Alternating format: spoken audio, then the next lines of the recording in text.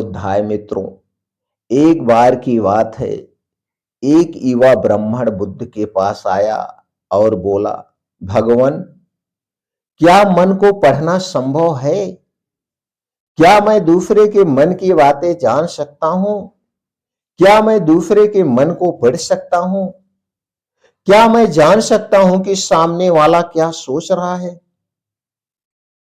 बुद्ध मुस्कुराए और बोले, अगर तुम वास्तव में देखना अगर तुम वास्तव में देखना सीख जाओ तो तुम दूसरों के मन को बिना बोले भी समझ सकते हो। बुद्ध ने पास के एक कमल के फूल की ओर इशारा किया। बुद्ध ने पास के एक कमल के फूल की ओर इशारा किया और पूछा, इस फूल को ध्यान से देखकर तुम्हें क्या लगता है? युवक बोला, यह खिला हुआ है, सुंदर है और इसकी खुशबू मन को प्रसन्न कर देती है, दूसरों को अपनी तरफ आकर्षित कर लेती है। बुद्ध ने कहा, अब तालाब के गंदे पानी को देखो जहां ये उगा हुआ है। युवक ने कहा, यह गंदा और कीचड़ से भरा हुआ है, इस पानी से बदबू आ रही है। बुद्ध बोले, फूल और कीचड़ को देखकर तुमने अपने मन में एक विचार बना लिया बिना किसी से पूछे।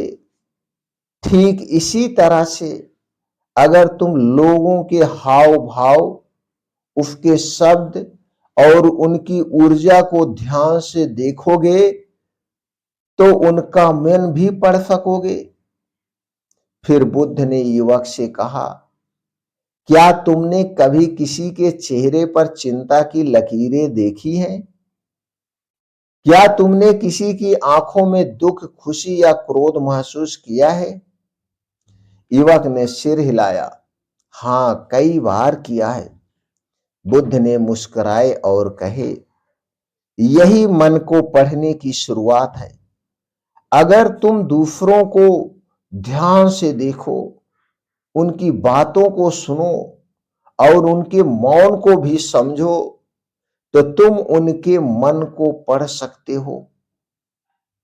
बुद्ध ने अंत में कहा, दूसरों के मन को पढ़ने का रहस्य यही है कि तुम कोई जादू जानते हो, बल्कि यह है कि तुम ध्यान पूर्वक सुनना और देखना सीख जाओ।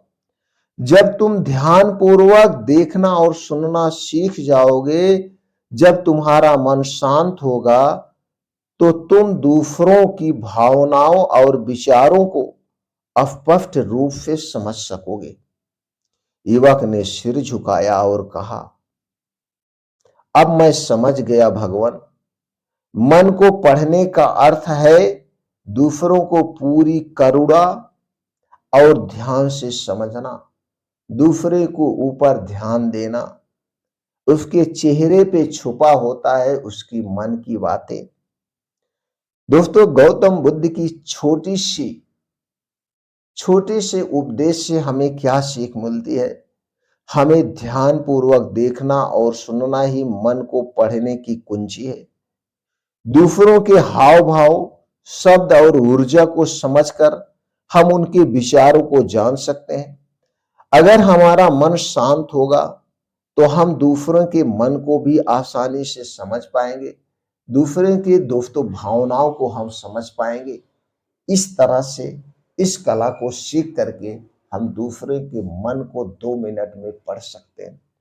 दोस्तों, इस छोटी सी कहानी से आपको क्या सीख मिली हमें कमेंट सेक्शन में जरूर बताइएगा और इस कहानी को हर घर तक पहुंचाने में हमारी सहायता करिए। अगर आप हमें भी अपने परिवार का सदस्य बनाना चाहते हैं या हमसे जुड़ना चाहते हैं तो चैनल को सब्सक्राइब कर लीजिए, बेल आइकॉन का बटन ऑन कर दीजिए, जिससे हर एक छोटी बड़ी वीडियो की नोटिफिकेशन आपको मिलती रहे। और हाँ दोस्तों, कमेंट सेक्शन में नमो बुद्धाय लिखना मत भूलना। नमो बुद्धाय जरूर लिखिए। फिर मिलते हैं अगले